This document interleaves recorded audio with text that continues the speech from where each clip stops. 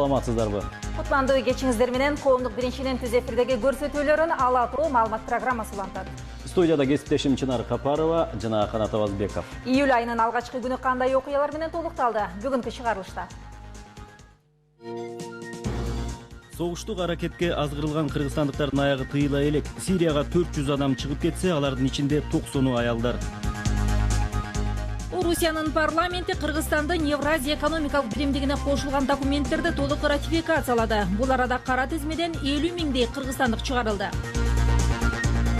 5-чакырылыштагы жогорку кеңеш парламентаризмди өнүктүрүүнүн башаты катары тарыхта калат. Төрага Асылбек Жээнбеков бүгүн 5 жылдык иштин жыйынтыгын чыгарды. Куткаруучулар кесиптик майрамын утурлай жаңы турак жайлуу болду. Батирлердин ачкычын президент Алмазбек Атамбаев тапшырды.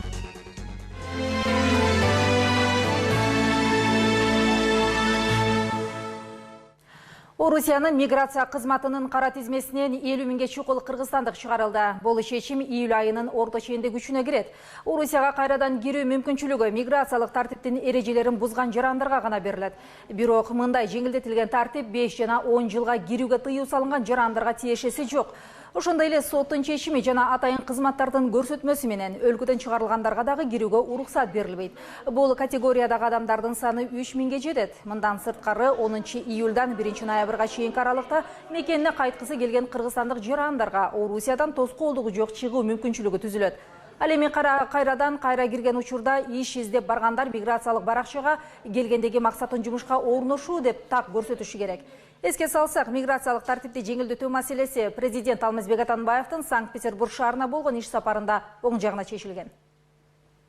Россиянын мамлекеттик думасы Кыргызстандын Евразиялык экономикалык бирлигине кирүүсү боюнча келишимди ратификациялады. Бул макулдашуулардын бардыгы эки тараптуу кызматташуунун негизги документи болуп калат. Белгилей кетсек, Беларустун улуттук жыйыны өлкөнүн бирликке кирүүсү боюнча келишимди 30 июнда, ал эми Армениянын улуттук жыйыны 16 июнда ратификациялаган. Өзгөчө кырдаалдар министрлигине караштуу куткаруучуларды даярдоо борборунун кызматкерлери бүгүнкү кесиптик майрамына карата мамлекет башчысынан белекке турак жай алышты. Майрамды утурлай президент Алмазбек Атамбаев Беловодск айылындагы куткаруучуларды даярдоо борборуна барып, турак жайга муктаж болгон 18 кызматкерге жаңы салынган батирлердин ачкычын тапшырды. Темага кененирээк Элиза Нурматова токтолот.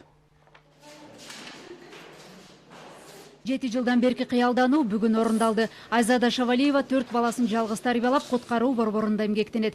Буга чейин батирде жашаган ага сержант эми өз турак жайына ээ болду. Балдары менен жаңы үйдү көрүп кубанып, бир жумадан кийин көчүп кирерин айтат. Буюрса ушул жакшы 3 бөлмөлүү квартирага бөлүнүп атат бизге. Бөлүнүптүр. Ошо биз аябай кубанычтабыз. Мурда деле ушул жерде жашаганбыз, бирок мурунку үйлөрүндө жашаганбыз. Былтыр 290 доллардан айланган квадрат метр, быйылкылар 316 доллардан айланган. Кызматтык абалы мыкты аткарган куткаруучулардын жаңы конушундагы алгачкы коногу президент Алмазбек Атамбаев. 3 кабаттан турган үйдө 1, 2 жана 3 бөлмөлүү батирлер бар. Мындан сырткары машыгуу залы заманбап спорт жабдыктары менен толукталган. Кызматкерлер жумуштан кийин залга кирип, спорт менен машыгып туруусуна да шарт түзүлгөн.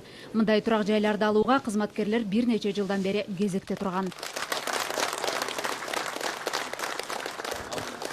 Министрликтеги куткаруучулар тобу жыл сайын жүздөгөн жарандарды түрдүү кырсыктардан аман сактап калат. Кочкор районундагы жана Нура айылындагы жер титирөөдө жабыркагандарга жардам берүүдө алардын эмгеги зор. Жыл сайын башка мамлекеттерден куткаруучулар келип, Кыргызстандан тажрыйба алып кетет. Мамлекет аларга дайыма кам көрүп, социалдык көйгөйлөрүн чечип келатат. Урматтуу мекендештер, билесиздер, мына так 1 жыл мурун сиздердин майрам күнүңүздө ушул жерге келгем. Ушул жерден келгенде министриңер кайрылды эле, дагы бири үчүн жер бар, дагы бири салып коелук деп. Министриңер дагы азамат. Ошондо Генштабтын башчысына тапшырганбыз. Каражат табалык салып берелик деп, мына Кудайга шүгүр, ошол экинчи үйдүн ачылышына келип атабыз. Албетте бул абдан сүйүнүчтүү нерсе. Татынакай Рамазан айында мына 18 үй бүлө турак жай алат. Ушу жаңы комуштар куттуу болсун. 1 жылга жетпей толук бүткөн турак жай бүгүн кезекке тургандарга тапшырылды. Ага кеткен каражат президенттин жеке фондунан каржыланды. Жалпы суммасы 27 миллион сом. үйдүн курулушуна кеткен. 1 квадрат метри жашоого даярдалган мезгилдегиси $316 тура келет. 1 квадрат метр үйлүккө. Турак жай кызматкерлердин социалдык абалына жараша буга чейин кезекте турган көп балалуу жана жалгыз бой куткаруучуларга берилди. Үй ээлерине ачкычтарын тапшырып жатып, өлкө башчы мындай колдоолор дайыма болуп турарына убада берди. Мындан ары жыл сайын көптөгөн үйлөр, мына өткөн жылда баштагандай, жыл сайын ар бир структуралар үчүн, силовиктер үчүн, спасательдер үчүн жыл сайын үйлөр салынып, ачылып туруш керек. Анткени Кыргызстан колу жок бир адамдай болбош керек. Кыргызстан өзүн коргой турган, өзүн сактай турган мамлекет болот. Мындан сырткары кесиптик майрам ээлерине кызматындагы мыкты жетишкендиги үчүн президент энчилүү кол сааттар менен сыйлап, бир топ кызматкерлерге ардак грамоталарын ыйгарды.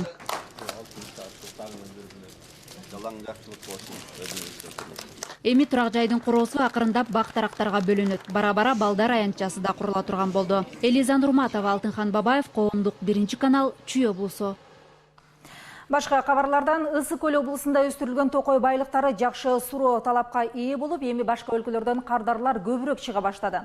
Маселен, Жетөгүз токой чарбачылыгынын көчөтканаларынан өсүмдүктөрдү сатып алууга жыл сайын миңдеген буйрутмалар дагы түшүүдө.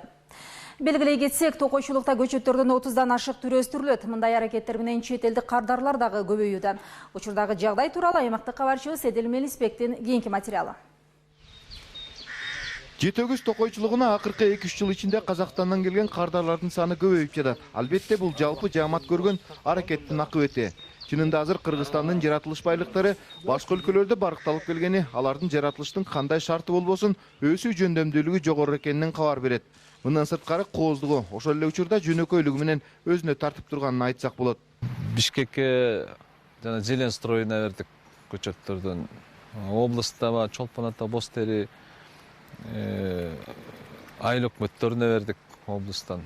Районубузга да бердик, ушу бир районубузга 19 миңге жакын көчөт бердик быйыл эле.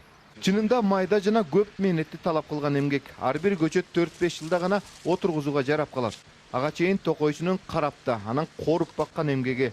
Токойчулук негизи Жетөгүз, Кызыл Суу, Барыс Коон жана Жаргылчак токой чарбачылыктарынан турат. Алардагы 10дон ашык көчөтканаларда 40 миңге жакын ийне жалбырактуу жана жумшак жалбырактуу тал теректери менен багылат. Эми колго атабыз, анан тилекке каршы кичине ушул браконьерлер дагы болуп атат. Ошолор менен иш жүргүзөбүз. Кыштын күнү биз ушул эртең менен баштап кайра эртең менен кетери ушул постто турабыз. Түшүндүрүү иштери абдан көп жүргүзүлүп атат бияктачы. Ушул элдин иште жетишпестиги болуп калабы ошолуп. Кээ бир адамдар түшүнбөстүк менен келип кол салып ийип аташат. Анан основной аягы жакшы да, тынчыраак. Токойдун жалпы аянты 3700 гектар. Күнүгө бир мал кыдырылат. Ар кайсы эмелерге жол бербегенге аракет кылабыз. Бирок мындай аткарылып жаткан иштерге карабастан мыйзамсыз иш алып барган браконьерлердин саны кыскара элек. Былтыркы жылдын статистикасы боюнча 10 мыйзам бузуу фактысы катталган. Аны укук коргоочулар, токойчулар менен биргеликте аныктап, ишти сот органдарына өткөрүп берген. Эдил Мелисбек, Жакшылык Чортонов, Коомдук 1 канал, Ысык Көл облусу. Парламент өзүнүн тарыхый миссиясын аткарып, өлкөдөгү кырдаалды турукташтырып, тынчтыкты бекемдөөгө салым кошду. Мындай сөзүн төрага Асылбек Жээнбеков бүгүнкү маалымат жыйынында билдирди.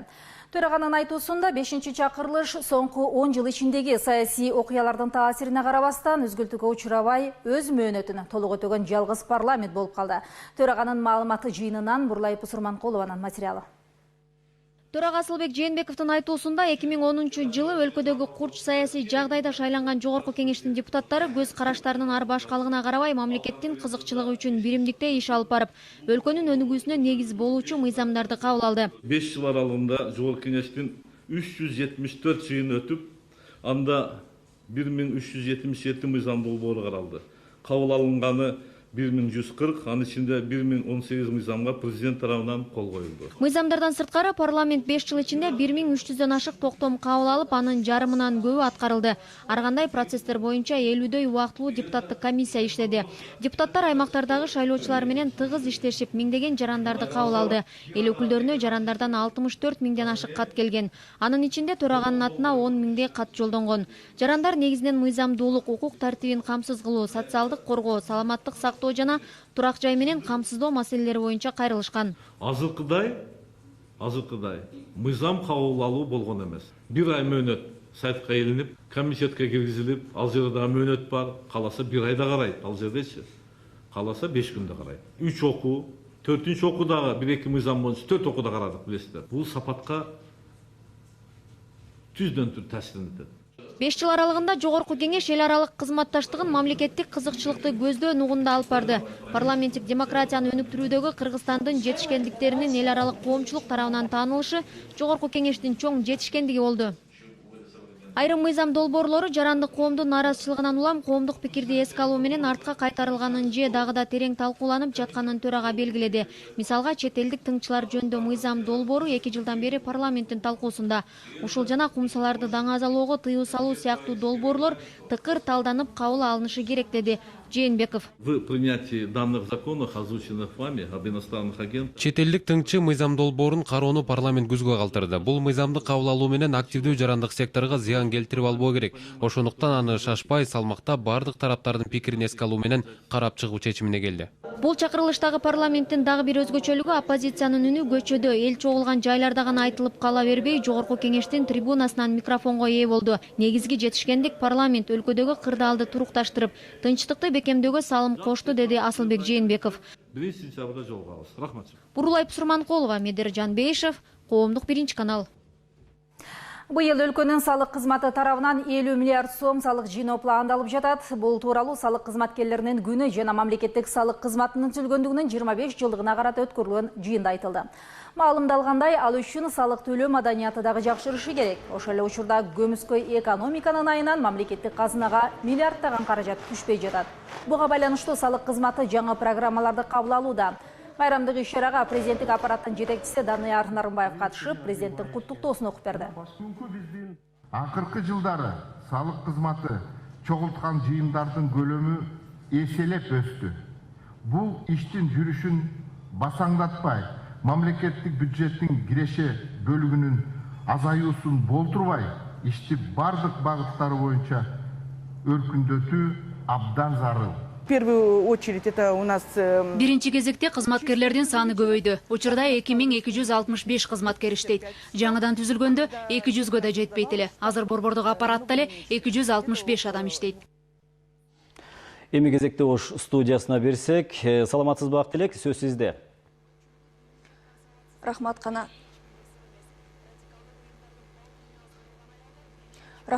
саламатсыздарбы? Сириядагы согуштук аракеттерге азгырылган кыргызстандыктардын аягы тыйыла эле. Өкүнүчтүүсү, алардын арасында аялдар агымынын да көбөйүп жаткандыгы болуп жатат. Мындан улам укук коргоо органдары аялдар менен күчөтүлгөн тартипте иш алып барууну колго алды.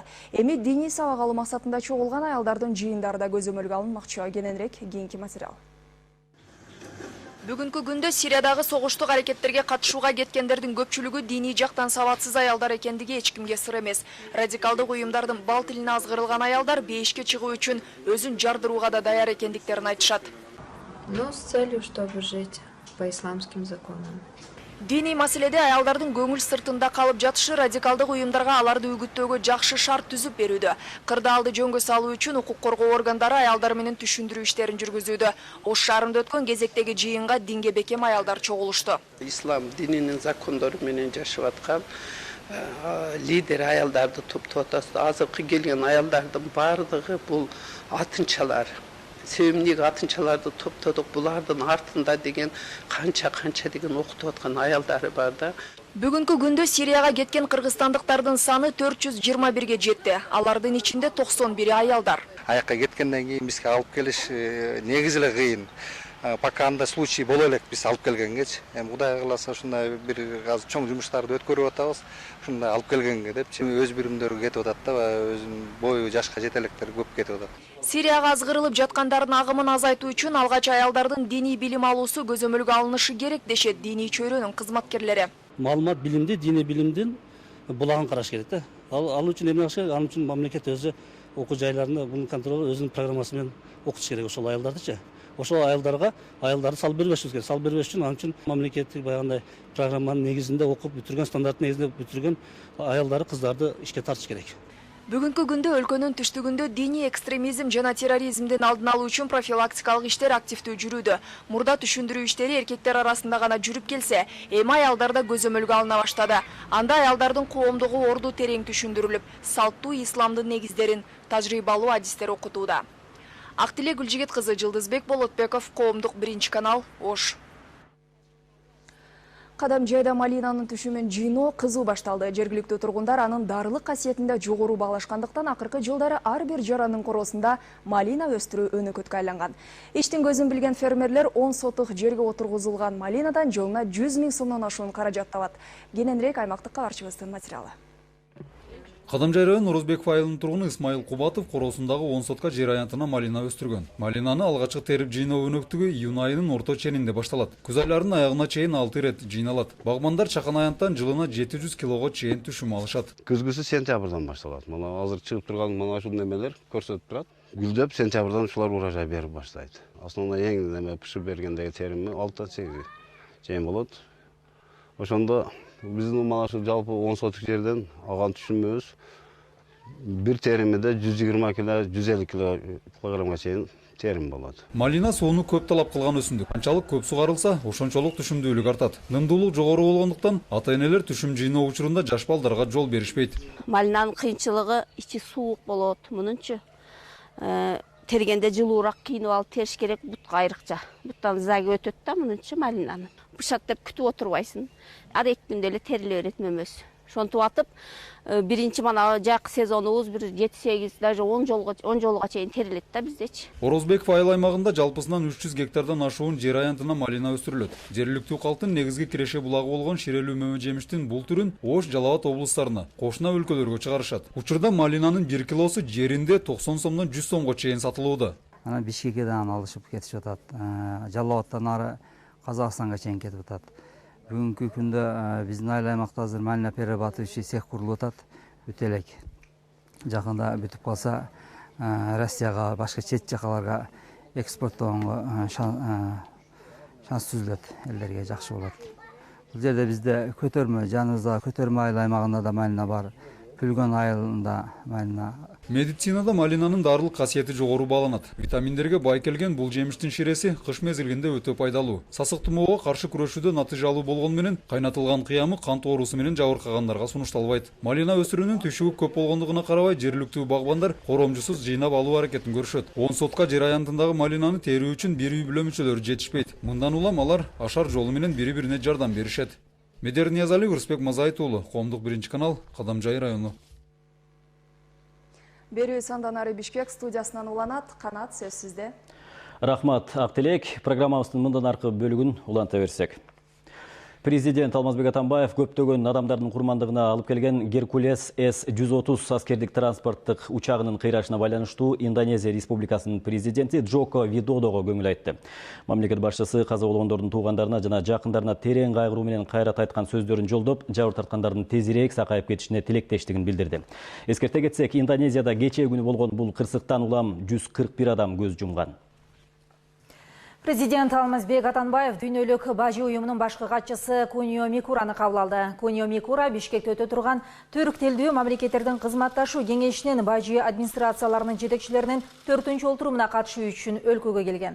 Жолугушуунун жүрүшүндө Кыргызстан менен дүйнөлүк бажы уюмунун кызматташуусу, анын ичинде мамлекеттин бажы саясатынын укуктук негизин иштеп чыгуу жана бажы инфратүзүмүн мындан ары өнүктүрүү маселелери дагы талкууга алынды. Биометрикалык маалыматты чогултууда тоскоолдук кылган күчтөр маалыматтын чогулбай калышына кызыктар тараптар болууда. Мындай кадамга алдыдагы парламенттик шайлоого аттанып жаткан айрым саясий партиялар да барышы мүмкүн. Бул тууралуу өкмөт башчынын катышуусундагы биометрикалык маалымат боюнча өткөн бүгүнкү жыйында айтылды. Шайлоону эски тартибинен өткөрбөө үчүн көрүлүп жаткан аракеттер тууралуу Альбина Сулайманованын кийинки материалында. Эртеңден баштап облус, райондордогу жергиликтүү бийлик өкүлдөрүнө көчө кыдырып болсо да 10 июлга чейин шайлоочулардын тизмесин тактоо тапшырмасы берилди. Белгилей кетсек, учурдагы топтолгон биометрикалык маалымат менен Борбордук шайлоо комиссиясында катталган шайлоочулардын тизмесинин ортосунда 111 000 адамдын айырмачылыгы бар. Ал эми жалпы Кыргызстан боюнча 3 777 499 жаран маалыматын тапшыруусу керек. Бүгүнкү күндө Ош шаарынан 90%, Ош облусу жана Чүй 72%, Нарын менен Талас 64%, Жалал-Абад 61%, Ысык көл 63%, ал эми Бишкек шаарынан 68% биометрикалык маалымат чогулду. Мамлекеттик каттоо кызматынын маалыматына алайык, бүгүнкү күндө жалпы Кыргызстан боюнча 2.600.000 адам биометрикалык маалыматын тапшырды. Ошол эле учурда парламенттик шайлоого убакыт аз калды. Өкмөт башчы бүгүнкү жыйында маалыматты чогултуу процессинин жүрүшүнө байланыштуу аткаруу бийлигине талапты катуу койду. Эң негизгиси бул шайлоочулардын тизмеси. Шайлоочулардын тизмеси канчалык так, таза, сапаттуу болсо, шайлоонун өткөзүү дагы ошончолук так, ачык, таза болот. И жеңил да болот. Шайлоо процесси жаңы ыкмалар, IT технологияларды колдонуу менен өтөт. Бюллетендерди окуй турган атайын электрондук урналар коюлат. Шайлоо убагында аларды иштетүүгө 2300 IT адис жана 4600 оператор керек. Маселени татаалдантпаш үчүн жергиликтүү бийлик өкүлдөрүнө мындай адистерди жерлерде эле табуу тапшырмасы берилди. Бул үчүн 1 августтан баштап тандалган жарандарды окутуу башталат. Автоматташтырылган урна киргиздик билесиңер. Мурдагыдай эле кагазы бюллетень, бирок өзү санап берет. Андан соң система тесттик режимде аймактарда сыналат. Жасалма шайлоо процесси 30 августка чейин бир нече ирет сынактан өткөрүлөт. Мыйзамда белгиленген мөөнөт боюнча 1 сентябрдан 10 сентябрга чейин биз борбордук шайлоо комиссияга толукталган, такталган сиздердин колуңуздар коюлган, биргеликтүү жоопкерчиликти алган тизмени биз борбордук шайлоо комиссиясына беришибиз керек. Жогорудагы маселелерди жөнгө салууда чоң жоопкерчилик аткаруу бийлигинде экенин премьер-министр да, биринчи вице-премьер жана борбордук шайлоо комиссиясынын өкүлдөрү да бир ооздон белгилешти. Тапшырмалардын аткарылышын өкмөт тыкыр көзөмөлдөп турмай болду. Альбина Сулайманова, Алмаз Кариев, Коомдук 1 канал. Жол кайгуул кызматкерлеринин мыйзамсыз акча сураган видео тасмасы интернетке жарыяланып, көпчүлүктүн кызыгуусун арттырды. Окуянын чындыгына жетүү үчүн бул тасманын таржымалын ички иштер министри жеке көзөмөлүнө алгандыгын билдирди. Ал арада айрым талдоочулар унаанын ээси жол кайгуул кызматкерлерине чагымчылдык кылгысы келгенин айтууда. Окуянын чоо жайы Гүлнара Касымбекованын сюжетинде. 28 июнь түнкү саат 3. Оңрулду унааны жол кайгуул кызматкерлери токтотот. Видео кадрда айдоочунун кийиминде кичинекей микрофон тагылып турганы билинип турат. Меня слышно? Ал эми айдоочунун арткы салондо отурган жолдошу караңгыда тартуучу видео камера менен баарын жазып сактаганга аракет кылууда. Алгач айдоочу бир дагы документи жанында жок экенин айтууда. Тилди чыгарчы. Үйлөчү. Кана документ? Табып атам ушу. Жаманда. Тартип сакчысы эч кандай документи жок унааны айыптөлөөчү жайга, айдоочуну болсо милиция бөлүмүнө алып кетем деп коркутту. Айласы курган айдоочу аке жакелеп ичара сүйлөшүүнүн эбин издей баштайт.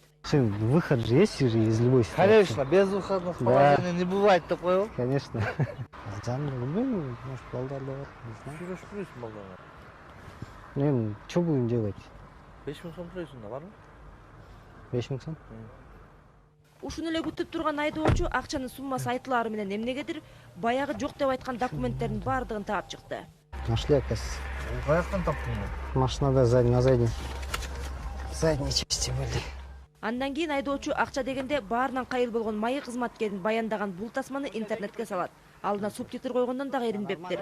Аны көргөндөр тартип сакчысына акча маанилүүбү же мыйзамсыз иш аракет кылгандар менен күрөшүүбү деген суроону коюуда. И явно, что водители их пытаются провоцировать. Чагымчылдык экени көрүнүп турат. Түнкү 3, экөөсү штаттагы, бирөөсү штаттан тышкары кызматкер. Алар өз ишин кылып жүрөт. Бирок албетте биздин кызматкерлерден дагы кемчилик кетти. Акчанын суммасын айтканы дароо көрүнүп турат. Ар кандай учурларда мыйзамсыз акча сунуштаган жагдай болсо, тартип сакчылар андан баш тартып, мыйзамдуу чара көргөнгө эрки жетеби деген суроо туулат. Акчаны сураган маекчилер азыр убактылуу иштен четтетилди. Жуманын аягына чейин алардын аракетине укуктук баа берилет. Ошол эле учурда аларга мыйзамсыз акча сунуш кылган айдоочу дагы жазасын алышы мүмкүн. Гүлнара Касымбекова, Тимур Судогалиев, Коомдук 1 канал. Олимпиада оюндарына даярдоо борборунда заманбап медициналык мекеме ачылды. Анда спортчулардын ийгилик жаратуусуна көмөктөшүүчү адистер да иштеп баштады. Белгилей кетсек, бүгүнкү күнгө чейин Олимпиадага даярдоо борборунун спортсмендерге кам көрө турган атайын медициналык мекемеси жок болгон.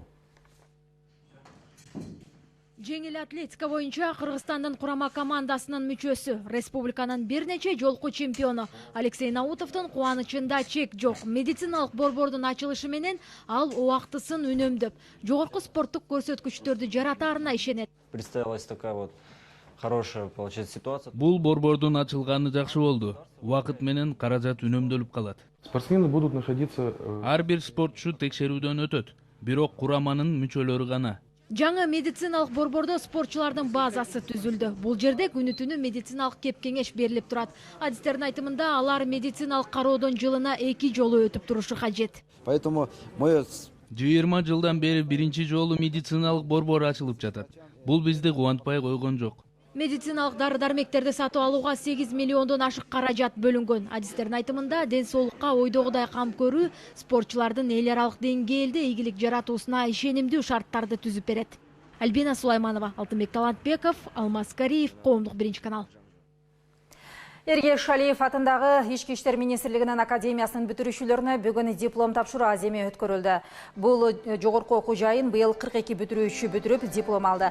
Алар үчүн каалоо тилектерин айткан Бишкек шаардык ички иштер башкармалыгынын башчысы Кашкар Жунус Шалиев окуу бул диплом алуу менен гана аяктабаарын, адам өмүр бою өзүн өстүрүү үчүн аракет кылышы керектигин айтты. Жыйын катарга тизилген офицерлердин салтанаттуу жүрүшү менен аяктады. Сиздер күндү негизгиделген жаңылыктар менен тааныштыңыздар. Ушул жана башка кабарлар биздин сайтка да жайгаштырылды. КТРК Чекит KG сайты аркылуу биздин программаларды онлайн түрүндө дагы көрө аласыздар. Акыркы кабарлар, урунтуу жана кызыктуу окуялар КТРК Чекит KG сайтында.